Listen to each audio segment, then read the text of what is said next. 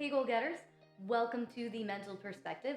I'm Jenna Weinstein, your mental strength and wellness coach and owner of Ripple Effect Performance. Let's talk motivation today, specifically the opposite of motivation. Let's talk laziness. How do we define being lazy, and what does it actually mean when we call ourselves lazy, and how can we get over the hump and actually start taking action more regularly towards our goals? Let's get after it.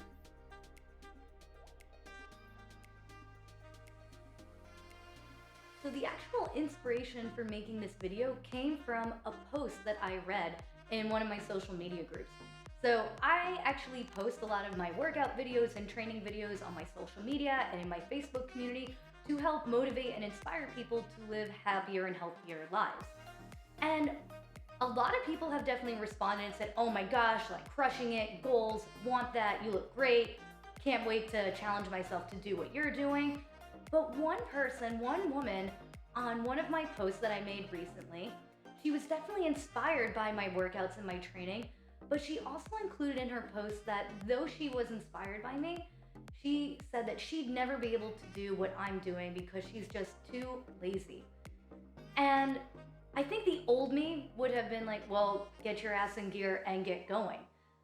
But now I read a comment like that and my heart just breaks for this woman because I know that she's working hard towards her health and wellness goals, and she's calling herself lazy.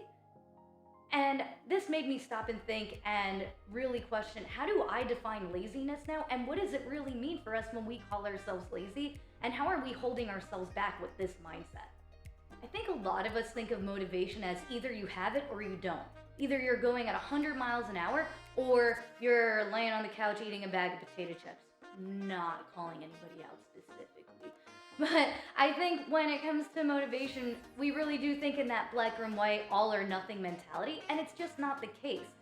And I work with a lot of athletes and a lot of people where they say they're struggling with motivation and they think that they're lazy because they just can't muster up the energy to work out or do what they need to do. And this is where I challenge them and ask, well, what do you do? How do you spend your time? And I'm amazed by how much the people that I work with do, the clients that I have. They tell me, oh, like they're working full time, they're taking care of their families, they're working towards professional goals and fitness goals and maintaining their health and wellness. That doesn't sound lazy to me. You're busy. So I think sometimes we get stuck in our head that laziness is just not having the energy or the willpower to get up and do like crazy, ridiculous workouts every day. But that just might not be what's in the cards for all of us. And I think we have to be a little kinder to ourselves with how we define our energy levels and what it really means to be lazy. Like, I used to think that if I wasn't moving at all 24 hours in the day, that I was lazy. I wasn't using my time well.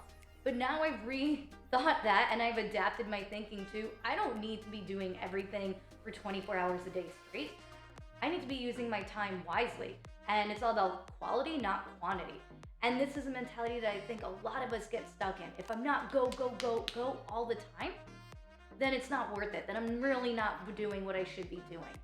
But sometimes doing more just means you're doing more. It doesn't mean you're doing better.